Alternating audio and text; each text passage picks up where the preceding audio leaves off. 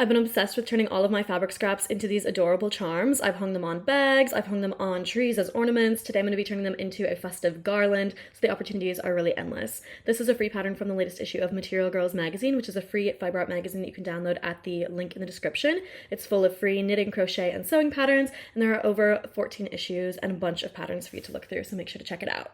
Let's talk materials. All you need to make this is 2 fabric scraps and some basic stitching materials like embroidery thread and a hand sewing needle. Cut 2 fabric scraps that are about 5 by 5 inch squares. I find this is the best size for hand sewing. It's not so small that it's too finicky, but it's not so large that we're making a huge charm. The fun part is deciding what shape to make. I always use a paper template that is also about 5 by 5 inches to sketch out what I want to make. I'd recommend doing something that has lots of curved edges. I think that works really well with the blanket stitch, and filling up as much of the paper as possible, again, so that your charm isn't too small. Pin the piece of paper to your fabric and cut out 2 separate pieces to be the front and back of your bag charm. Make sure that you flip your template over when you make the second piece because you want them to be facing each other. Then it's time to stitch. So place your 2 pieces of fabric wrong sides together. So you want both the good sides to be facing out. If you want, you can pin them together. I find this is helpful to keep everything in place, and make sure you keep any scraps from cutting these out because we're going to use them to stuff later. We're going to be doing a blanket stitch, so begin by grabbing a hand sewing needle and a piece of embroidery thread. Insert one end into the eye of your needle and tie a few knots at the other so that it will stop and not pull through all the way the fabric. To begin the blanket stitch, place your needle in between the 2 layers of fabric. We're going to pull it through just the top layer,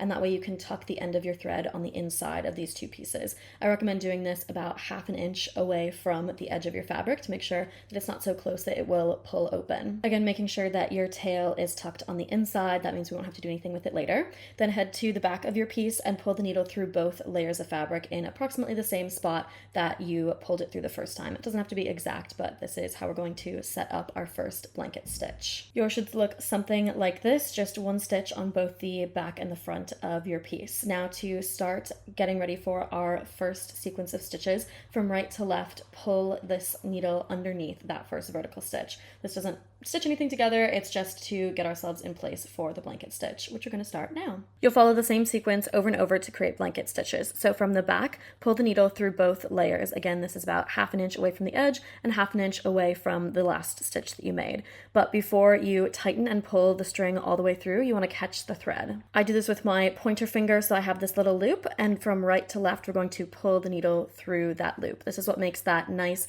edge on your piece, so you can tighten it now, and you'll see that the edge is starting to be seen between the 2 layers of fabric. I'll show you that process a few more times because that is what we are doing over and over again. So pulling from the back through both layers of fabric, but making sure to catch the thread on your pointer finger before it is pulled tight through the piece. Again, this is about 1/2 inch away from your last stitch, 1/2 inch away from the edge of the fabric. And once you have pulled your needle from right to left, you can start tightening the piece and the stitches will start lining up like this. It looks the same on the front and back, so it's reversible, which is super nice. We're going to continue doing that around the entire piece, but leave a bit of an opening at the end, enough that you can stuff it. Here's what my blanket stitch is looking like as I make my way around the bow. I'm going to just get to the top of the bow and leave 1 to 2 inches open so that I can stuff the charm.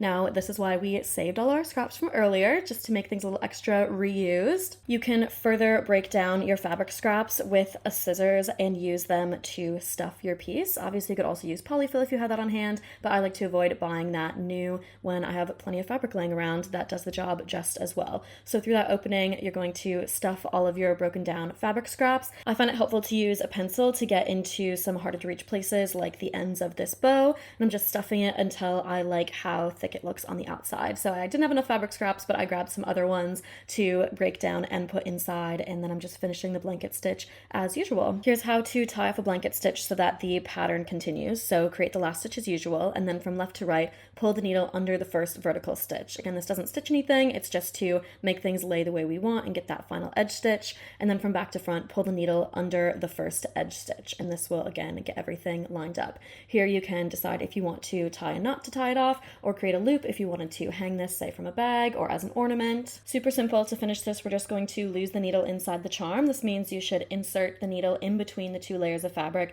It kind of goes into the stuffing of the charm, and you're going to push it out the back side of the charm, and all this does is keep that thread inside. You can take a scissors and cut really up close to it and not have to deal with weaving anything in. And that's it. Like I said, I've been obsessed with making these. I have them in so many different fun shapes. They make great gifts, great accessories, and great decor. Today I'm going to turn some of my latest creations into a festive garland. I added this bow and a little stocking to make it kind of Christmassy. So all I'm doing to create this garland is using a hand sewing needle and a piece of yarn, just so it's a little bit thicker than embroidery thread, and I'm going to stitch that through the back of each of these. I did a different number of stitches depending on how big the top of each charm was, and just did add a different part on the charm based on what I wanted the top and how I wanted it to hang. So obviously across the top of this stocking, but then I only did it on one of the petals of this flower, and I had quite a few more to hold the bow into place. You get it. Since this is just a straight through stitch, it makes it really easy to adjust the placement whenever you want. So I figured out how long I wanted my garland to be, and then once I had them all stitched on, just did some spacing to kind of even them out and make it look exactly how I wanted it to. If you give this a try and make your own charm, I'd love to see it, so tag Material Grrrlz in your creations and head to materialgrrrlz.com for more fiber art fun. We have a whole library of free patterns, knitting, crochet, and sewing, and on here you can also read every issue of Material Grrrlz magazine, free to download, as well as print subscriptions, which you can sign up for. All super, super fun, lots of crafty inspiration. I hope you enjoyed this tutorial and you'll give it a try. Make sure to subscribe for more free video tutorials, and we'll see you in the next one.